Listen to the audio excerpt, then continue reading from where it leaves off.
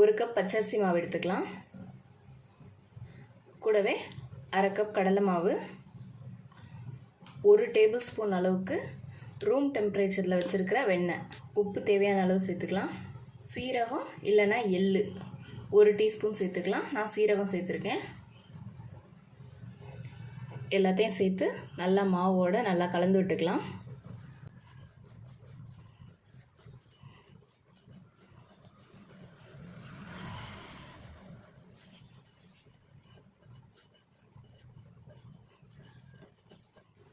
தேவையான அளவு தண்ணி சேர்த்துக்கலாம். தண்ணி கொஞ்சம் கொஞ்சமாக சேர்த்து நல்லா சாஃப்டாக பிசைஞ்சுக்கணும்.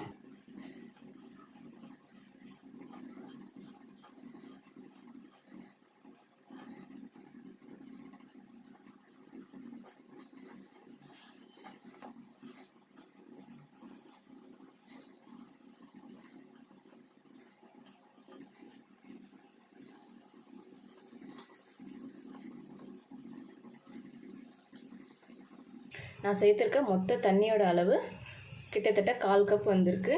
இந்த அளவு சேர்த்தா போதும். மாவு நல்லா சாஃப்டாக பிசைஞ்சுக்கலாம்.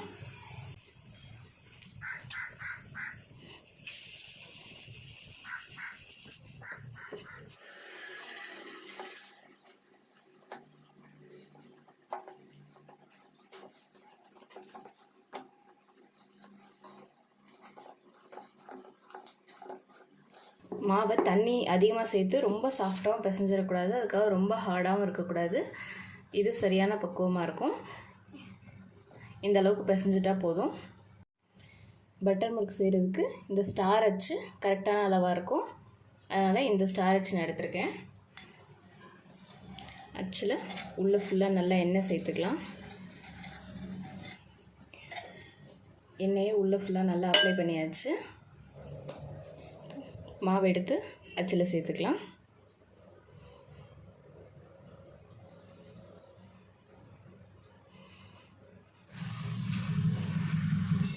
எண்ணெய் நல்லா சூடாயிடுச்சு.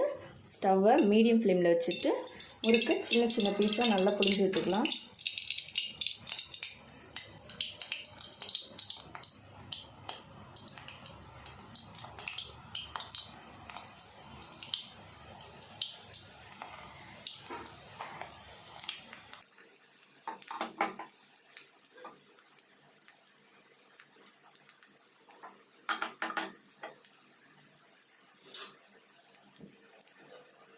உடனே திருப்பி விடக்கூடாது. முறுக்கு வந்து நல்லா ஓரளவு கிறிஸ்பியாக நல்லா பொரிஞ்சு வந்ததுக்கப்புறம் திருப்பி விட்டுக்கலாம். இன்னும் Deepavali sweets and snacks recipes நான் நிறையவே அப்லோட் பண்ணியிருக்கேன். அதோட லிங்க்கையும் டிஸ்கிரிப்ஷனில் கொடுக்குறேன். மறக்காமல் செக் பண்ணி பார்த்துக்கோங்க. இந்த பட்டர் முறுக்கு எல்லாருக்குமே ரொம்ப பிடிக்கும். நல்லா சாஃப்டாகவும் கிறிஸ்பியாகவும் இருக்கும். குழந்தைங்களுக்கு கொடுக்கறது கூட பயப்படாமல் கொடுக்கலாம். ஏன்னா இதில் வந்து நம்ம காரம்லாம் எதுவும் சேர்க்கலை. நல்லா சாஃப்டாகவும் கிறிஸ்பியாகவும் இருக்கும். நல்ல ஈவினிங் டைமில் ஒரு சூப்பரான டீ டைம் ஸ்நாக்ஸாகவும் இதை யூஸ் பண்ணிக்கலாம். ரொம்ப செவக்க விட்டுறக்கூடாது. கலர் மாறுறதுக்கு முன்னாடியே எடுத்துடணும். இப்போது லைட்டாக பரட்டி விட்டுக்கலாம்.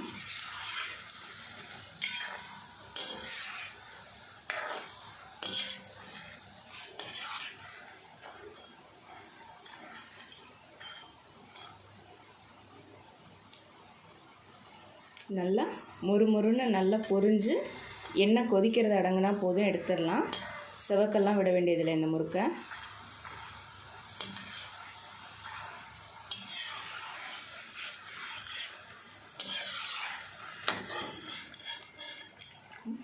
நம்ம பேக்கரியில் வாங்குகிற மாதிரியே நல்லா அப்படியே வெள்ளை வெள்ளையர்னு நல்லா பூ போல் வந்திருக்கு.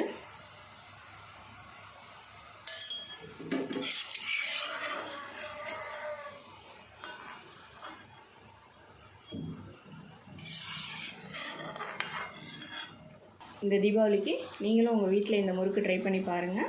ட்ரை பண்ணி பார்த்துட்டு எப்படி இருந்துச்சுன்னு கமெண்ட்ஸில் சொல்லுங்கள்.